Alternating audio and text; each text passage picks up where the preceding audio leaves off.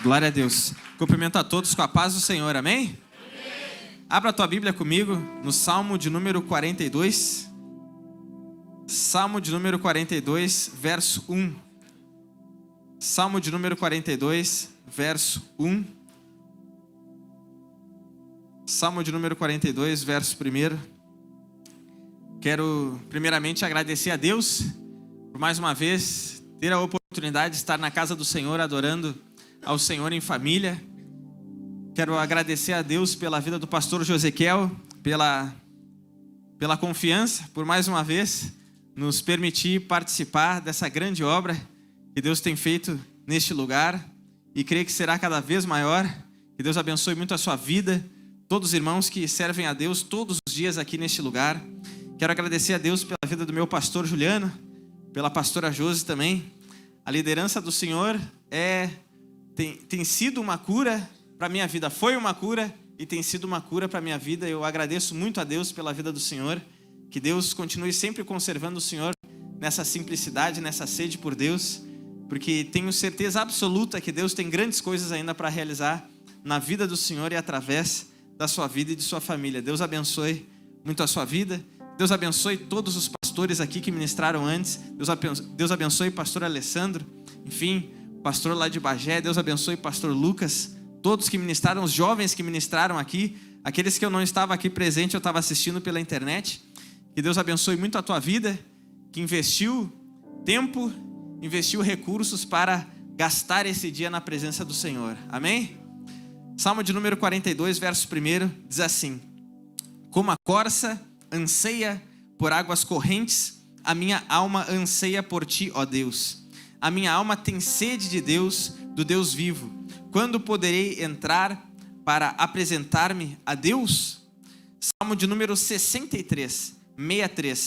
Salmo de número 63, Salmo 63, verso 1. Salmo 63, verso 1.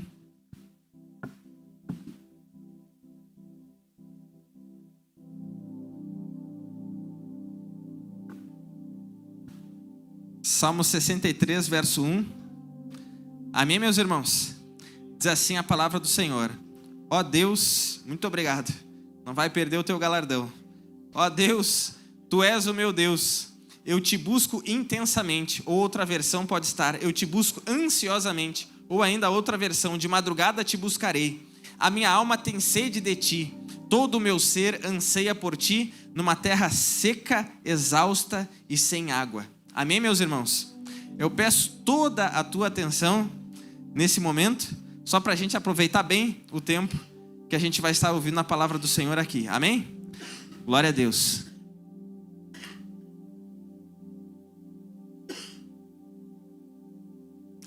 The good news, as boas novas. Então, muitos aqui, quem sabe, já se perguntaram alguma vez, por que na maioria das vezes, quando a gente vai evangelizar alguém, quando a gente vai falar das boas novas para alguém, quando a gente vai pregar o evangelho para alguém, não apenas dentro da igreja, mas principalmente fora da igreja, na nossa família, que muitas vezes parece o campo missionário mais hostil, parece que é na família, enfim, a parentela. E por que na maioria das vezes a gente não vê uma conversão instantânea? Por que na maioria das vezes a gente não ouve as pessoas interromperem a nossa pregação, assim como interromperam a pregação de Pedro no dia de Pentecostes, dizendo: o que eu preciso fazer para ser salvo? Pedro nem terminou a mensagem, as pessoas que antes estavam zombando, 15 minutos antes estavam chamando Pedro e os demais de bêbados, mas 15 minutos depois, os mesmos que zombaram e riram da cara da igreja eram os mesmos que atravessaram a mensagem e disseram: o que a gente pode fazer para ser salvo? De uma forma desesperada. Por que na maioria das vezes a gente não vê isso quando a gente leva as boas novas para as pessoas? A resposta, ela está nesses dois textos que nós lemos aqui, no Salmo 42, verso 1, e no Salmo 63, verso 1, que fala que esses homens que escreveram esses salmos, eles diziam que eles tinham sede de Deus. E quem sabe tu pode falar para mim: ah, pastor Lucas, mas eu estou justamente aqui Vou ficar o dia inteiro aqui justamente porque eu tenho sede de Deus. Mas sabe, essa sede de Deus não é apenas uma curiosidade, não é apenas uma aventura da gente viver algo diferente, um culto diferente, um evento diferente. Não é apenas essa sede que eles estavam falando aqui, e não era apenas uma sede de um momento, a sede de um dia, mas era uma sede de uma sede constante, de uma vida inteira, de uma vida completa. O primeiro salmo, o Salmo 42, ali no título, mostra que aquele salmo foi escrito pelos filhos de Corá. Não diz o nome desses filhos, mas fala o nome do pai, que era Corá. E quando a gente olha para Números capítulo 16, a gente vê quem foi Corá. Corá foi um homem rebelde, um homem muito mau, um homem que a gente vê que ele se levanta e ele vai até alguns homens chamados Datã e Abirão, que eram homens da tribo de Ruben, porque quando a gente olha para a Bíblia Sagrada, a gente vê que o filho mais velho normalmente era aquele que iria liderar a família depois da morte do pai. Então esses homens, eles vão até os homens da tribo de Ruben, e Ruben era o filho mais velho das tribos. Ruben foi o primeiro filho de Jacó, então seria a tribo que iria liderar, mas Deus faz diferente. A gente vê que naquele momento ali, na geração de Datã, Abirão e Corá, o líder era Moisés, que era da tribo de Levi, que era a tribo dos obreiros do Senhor, vamos dizer assim, porque eram os levitas, eram os sacerdotes que ensinavam, que escreviam a lei de Deus, que cantavam ao Senhor, lideravam louvor, que sacrificavam, enfim, era a tribo dos obreiros da casa do Senhor, vamos dizer assim, naquela época. E esse homem, Corá, ele era um levita, ele era um adorador. A função dele era carregar os utensílios santos, depois que eram cobertos, era carregar a Arca da Aliança, enfim, carregar os utensílios santos, porque eles estavam em constante caminhada. Como nosso irmão Rafão estava pregando aqui mais cedo, falando da época em que o povo estava ali no deserto, peregrinando, então não tinha um templo de alvenaria fixo em um lugar, mas eles estavam sempre se locomovendo e montavam um tabernáculo e desmontavam, e Corá e a sua família, eles tinham a tarefa de carregar as coisas sagradas da casa de Deus. E a gente vê que esse homem, ele, quem sabe, ficou cansado de carregar caixa de som, carregar instrumento.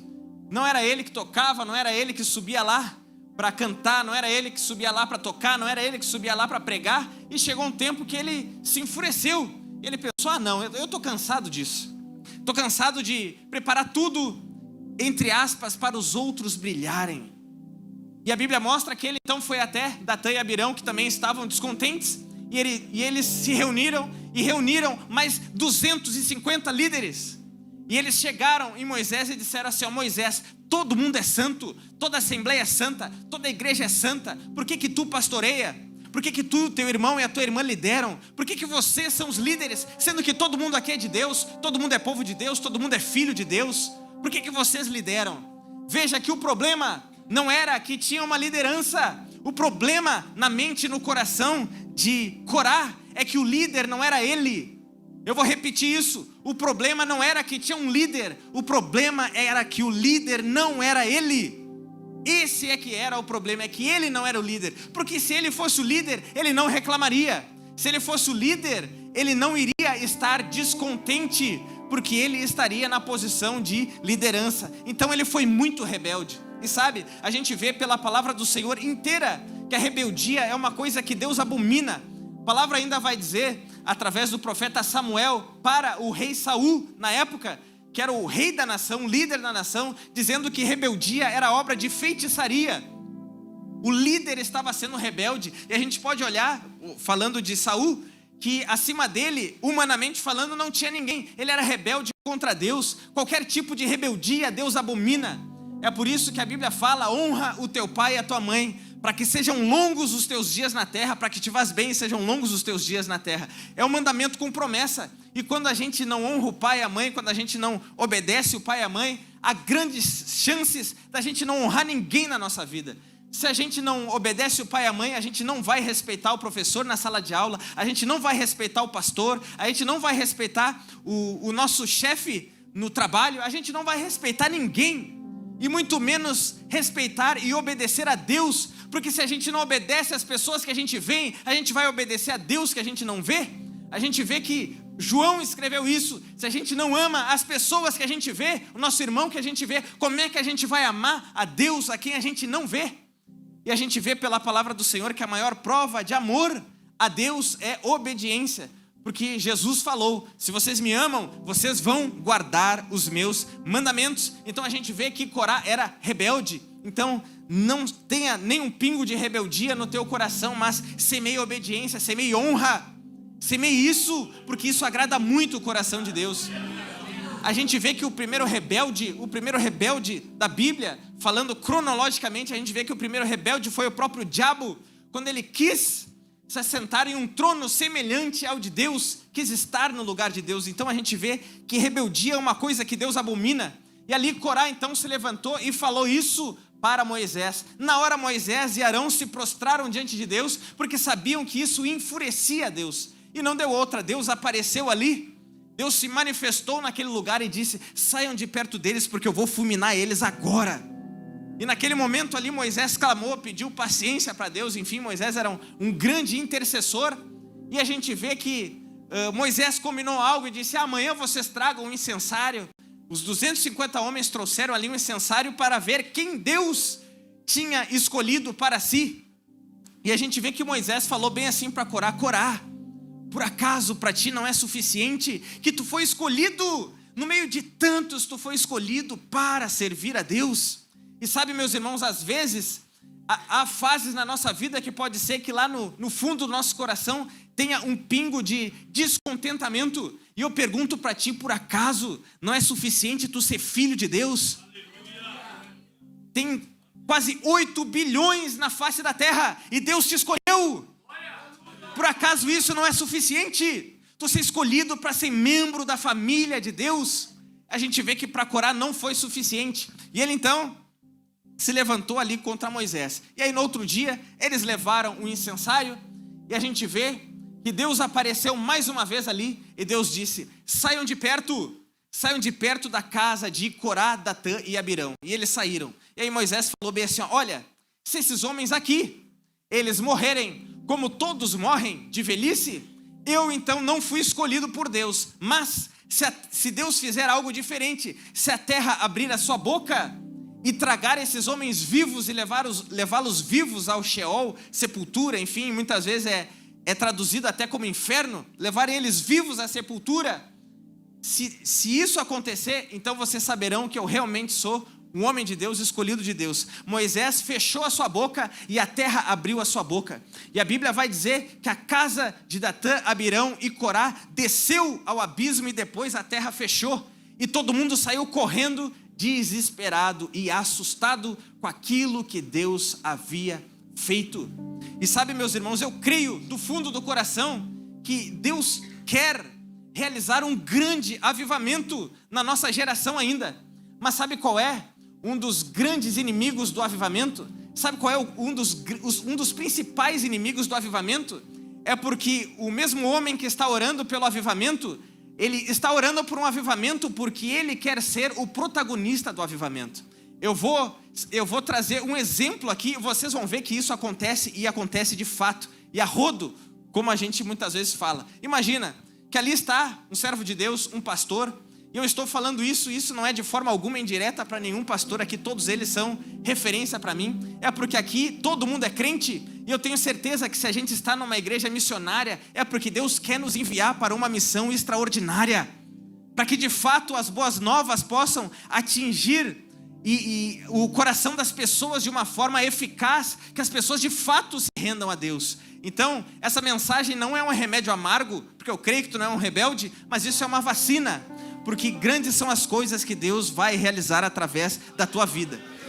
Então imagina que esse líder, ele se coloca de joelhos e ele começa a orar: Deus, eu faço a oração do profeta Abacuque: aviva a tua obra, Senhor, aviva a tua obra no decorrer dos anos, a notifica na tua ira, lembra-te da misericórdia, aviva a tua obra, Senhor, faz de novo, realiza as tuas obras que o Senhor fez no passado. E o que é um avivamento? Um avivamento é quando os de dentro são despertados a buscar com mais sede, com mais fome de Deus. E quando aqueles que estão com o coração endurecido, estão perdidos lá fora, começa a ter uma conversão em massa. E aí começa a produzir a 30, 60, 100 por um. É um monte de gente se convertendo ao mesmo tempo em uma mesma localidade, a ponto de faltar lugar, a ponto de ter que se mudar de prédio, ampliar prédio, enfim. Isso é um avivamento. E aí esse servo de Deus, ele está orando e clamando a Deus por um avivamento. Só que aí passa um mês e ele olha para a igreja, estão ainda os mesmos membros. Não teve ainda nenhum batismo, estão lá os mesmos membros. Só que 1 quilômetro daquela igreja ali, daquele líder, daquele pastor, no bairro vizinho, acontece que lá tem uma igreja enorme. E aí lá é postado lá no Instagram, no Facebook, o batismo. E aquela igreja está batizando 30, está batizando 60, está batizando 100. De uma vez só, um monte de gente se convertendo lá naquela igreja. E aquele pastor que estava de joelhos orando, clamando por um avivamento, ele diz bem assim, também aquela igreja lá é porta larga. Só que mal ele sabe que aquilo que está acontecendo lá é fruto da oração dele. É porque muitas vezes os homens, eles querem ser os protagonistas. Para eles não é suficiente que Deus seja honrado e glorificado. Esse é um dos principais inimigos do avivamento. Não queira a glória para ti. Eu pergunto para ti, tu te alegra quando as pessoas se convertem e não foi tu que pregou? Tu te alegra quando as pessoas são curadas e não foi tu que orou? Tu te alegra com isso? Se tu não te alegra com isso, isso mostra que pode ter uma raiz de Corá no teu coração. Te arrepende, meu irmão, porque Deus quer te usar num avivamento para a glória dEle, para honra e glória do nome dEle. Salmo de número 115, não a nós, Senhor, não a nós, Senhor, mas ao teu nome dai glória.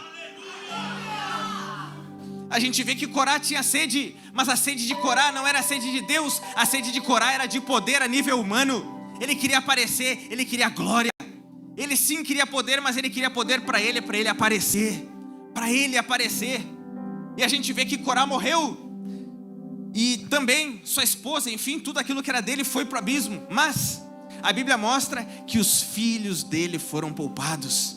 Os filhos dele foram poupados. No capítulo 26 mostra que os filhos dele foram poupados. E aí, passam muitos anos, não sei quantos anos se passam. E aí, esse salmo de número 42 é escrito pelos filhos de Corá. E aí tu pode pensar assim, mas parece injusto que os filhos de Corá que escrevem ali, que tem sede de Deus, o nome deles não está ali como quem compôs aquele salmo, mas simplesmente está ali o nome do rebelde, o nome do pai deles, mas o nome deles não está ali. É porque às vezes na Bíblia pode estar o nome do rebelde, mas o nome do rebelde não está escrito no livro da vida. Mas aquele que tem sede de Deus, o nome dele pode não estar escrito aqui, mas o nome daquele que tem sede de Deus está escrito em um livro, ao qual não foi achado ninguém digno, nem no céu, nem na terra, nem debaixo da terra, digno para olhar, se quer olhar para aquele livro. E a Bíblia diz em Apocalipse que João chorava, porque ninguém podia sequer olhar para aquele livro. Mas aí disseram para ele, João, não chores, porque eis ali o leão da tribo de Judá, que venceu. Ele venceu e ele é digno de desatar os 7 selos. Teu nome pode não ser reconhecido na terra, mas se o teu nome estiver escrito no livro da vida, isso já é motivo para tu virar cambalhota de alegria, meu irmão. Jesus falou isso para os discípulos dele só queriam poder. Senhor, a gente expulsou, a gente curou, a gente fez isso, fez aquilo. E Jesus falou, calma, baixa a bola, que a alegria de vocês esteja, porque o nome de vocês está rolado nos céus. O nome de vocês está escrito nos céus, no livro da vida. Então passou muito tempo e muitas pessoas, quem sabe, iam para o culto e se acotovelavam e diziam, olha lá, aqueles lá são os filhos de Corá, os filhos daquele rebelde que desceu ao abismo. Mas olha como eles são diferentes. Olha como eles são diferentes. Eles não querem aparecer, eles chegam calados, mas adoram com toda a intensidade, adoram a Deus. Esses jovens têm sede de Deus. Cresceram aqui na nossa presença, mesmo sem um pai rebelde, mas cresceram aqui, ainda que órfãos de um pai terreno, mas sabendo que há um pai com P maiúsculo no céu, que é pai deles, e eles têm sede desse pai, eles têm sede de Deus. Olha como eles são uma bênção. E os filhos de Corá, então, eles tinham sede, e não era sede de poder humano, eles tinham sede de Deus. Enquanto muitos fogem, querem fugir do dia do juízo, onde a Bíblia fala em Apocalipse que as pessoas vão clamar para que os montes se ergam e não para que se lancem no mar, como Jesus falou, que se a gente tivesse fé como um grão de mostarda, a gente diria para os montes se levantarem e se lançarem no mar. Os homens em Apocalipse, eles vão clamar para os montes se levantarem e cair sobre eles. Eles preferem morrer esmagados do que enfrentar Deus, enfrentar o rosto de Cristo naquele grande dia. E sabe, meus irmãos, por quê? Porque eles eram rebeldes e não se renderam ao evangelho a tempo. Mas a gente vê aqui, a gente vê que esses homens, a gente vê que os filhos de Corá, eles tinham muita sede de Deus. Eles disseram: quando eu irei e me apresentarei perante a face de Deus? Enquanto alguns fugiam, queriam fugir do juízo, eles queriam enfrentar, eles queriam estar diante de Deus. Outro salmo que nós lemos foi o salmo de número 63, um salmo escrito por Davi, o rei Davi. E a Bíblia mostra que ele estava passando por um deserto. Aconteceu o quê? Mais um rebelde se levantou. O rebelde agora era o filho dele, era Absalão. Absalão usurpou o trono de Davi. E a gente vê que Davi saiu do palácio. Davi, infelizmente, havia cometido um erro terrível, havia cometido pecados com Batseba e também armou a morte do marido dela. E Deus falou que aquilo que ele fez em oculto, ele infelizmente ia colher em público. E a gente vê que o filho dele se envolveu com as mulheres do próprio Davi na sacada do palácio de Davi. E Davi agora deixa o palácio e ele passa pelo vale de Cedron, e a Bíblia mostra que ele entra em um deserto. E é lá nesse deserto que ele compõe o salmo de número 63. E ele começa o salmo dizendo: ó Deus, Tu és o meu Deus, eu te busco intensamente, ansiosamente, de madrugada te buscarei. A minha alma tem sede de ti, a minha carne te deseja muito, em uma terra seca e cansada, onde não há água. Davi podia estar dizendo para Deus: Deus, me devolve o palácio, Deus, me devolve a coroa, Deus, me devolve o trono. Ele não quis nada disso. Ele não tinha sede de poder na terra, ele tinha sede de Deus.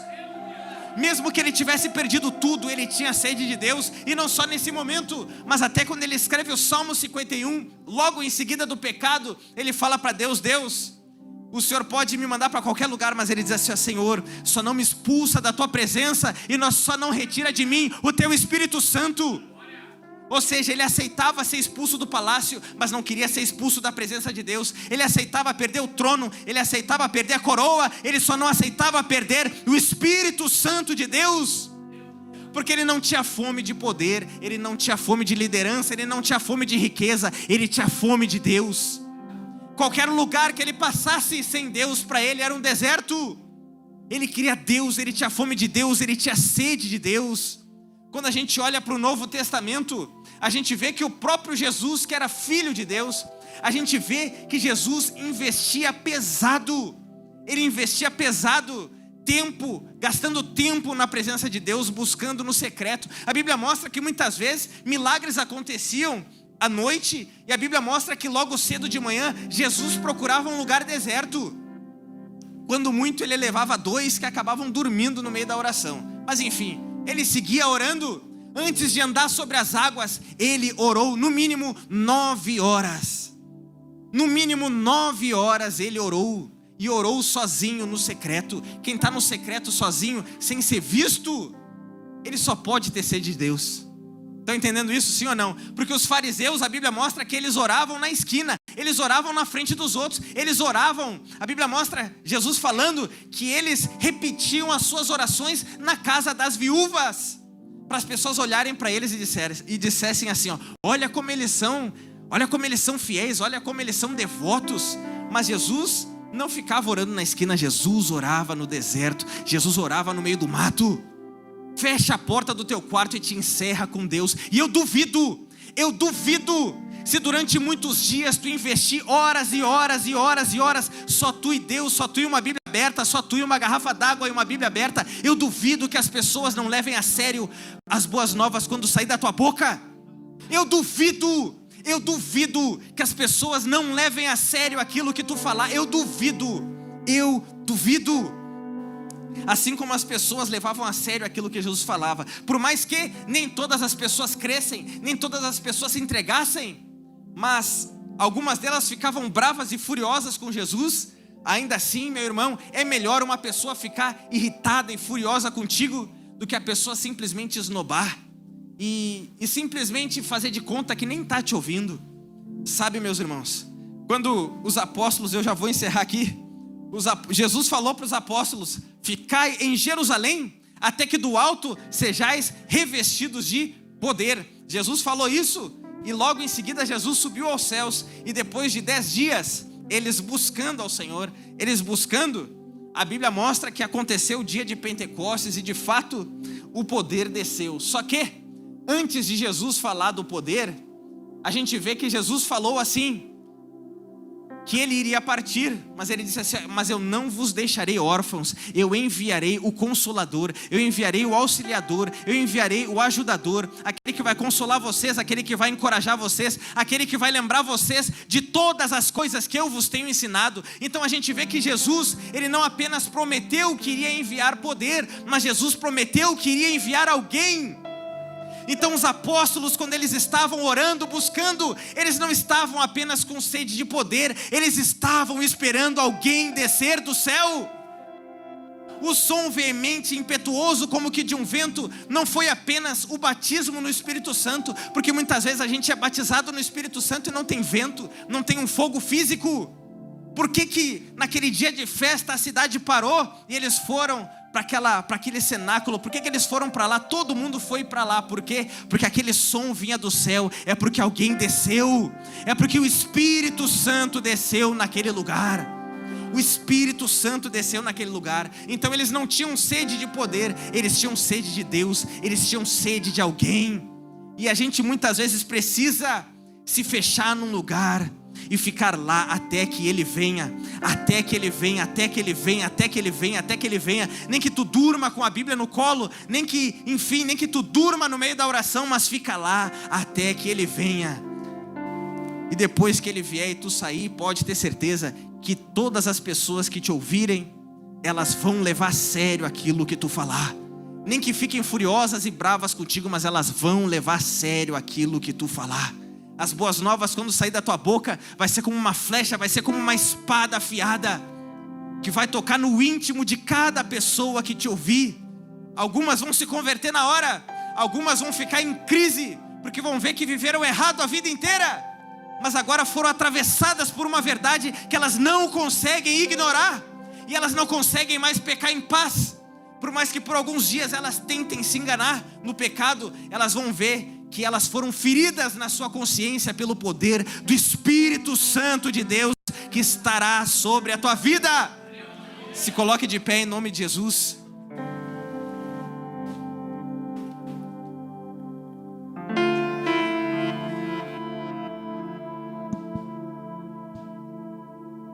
Para finalizar, só mais um minuto.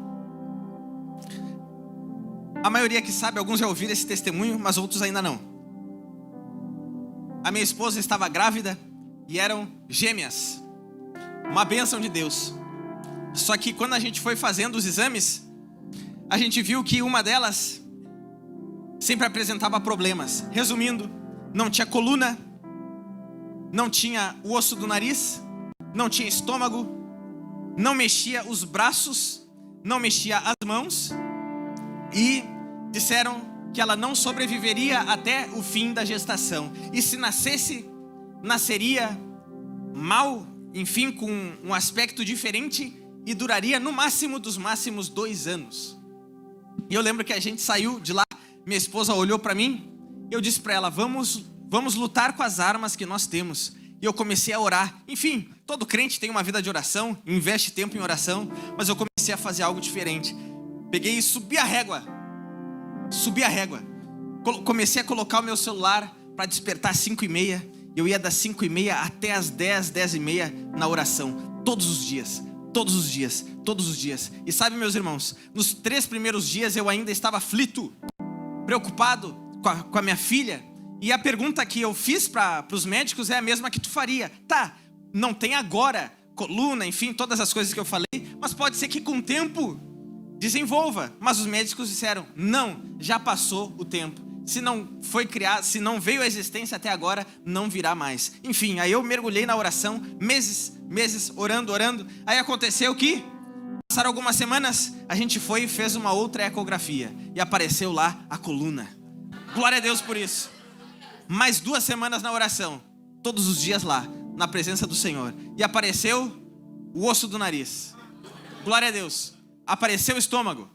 Glória a Deus. Quando vê numa outra, mais um tempo depois, ela mexeu os braços e mexeu os dedos, abriu as mãos. Glória a Deus por isso. Resumindo, ela nasceu, fizeram o exame nela e ela não tem nenhum tipo de anomalia genética. Nasceu perfeita para a glória de Deus.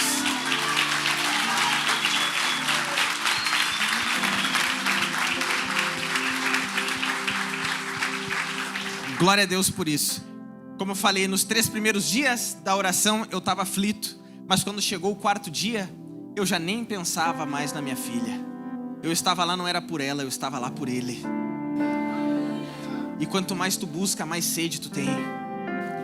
Quanto mais tu acostuma a beber água, se tu bebe água agora, bebe água daqui a 20 minutos e começa a beber, tu te acostuma. E tu vai querer água toda hora, tu vai querer água toda hora. E quanto mais tu busca Ele, mais tu busca Ele, mais tu busca Ele, mais sede tu vai ter, mais sede tu vai ter, mais sede tu vai ter. Quando vê, tu tá fazendo qualquer coisa aleatória. Quando vê, tu tá falando em línguas. Quando vê, tu tá orando e tu nem percebeu. Quando vê, tu tá com sede de Deus que não cessa mais. Deus quer isso para as nossas vidas. E Deus é maravilhoso. E eu tenho certeza que Deus fará proezas através da tua vida. Feche os teus olhos, vamos orar ao Senhor. Senhor, nosso Deus e nosso Pai, em nome de Jesus Cristo. Pai amado, eu tenho certeza, Pai, que aqui, Senhor, há futuros plantadores de igreja, Pai. Aqui há futuros líderes, Pai. Aqui, Senhor, há futuros pregadores do Evangelho. Aqui há, Senhor, pessoas que vão te servir, pessoas que vão para outras nações, para outros países, enfim, para outros estados, outras cidades. Em nome de Jesus, Pai, tira de nós simplesmente a sede por poder, tira de nós a sede de aparecer, tira de nós a sede de fama, sede de riqueza, Pai, e coloca dentro de nós uma sede pela Tua presença, uma sede por Ti, Senhor, uma sede por Ti, Pai, e que a gente permaneça lá, Senhor, até que o Senhor venha, Pai, até que o Senhor venha, Senhor, que a gente possa, nem que a gente fique 50 dias, Pai, assim como os apóstolos ficaram 40 dias ali, Senhor, ouvindo de Jesus depois da ressurreição, e depois mais 10, até que eles fossem batizados com o Espírito Santo, Pai. Nem que a gente fique esses 50 dias mergulhados na Tua presença, Pai, mas que a gente permaneça lá até que o Senhor venha, Pai, em nome de Jesus Cristo, amém. Glória a Deus por isso.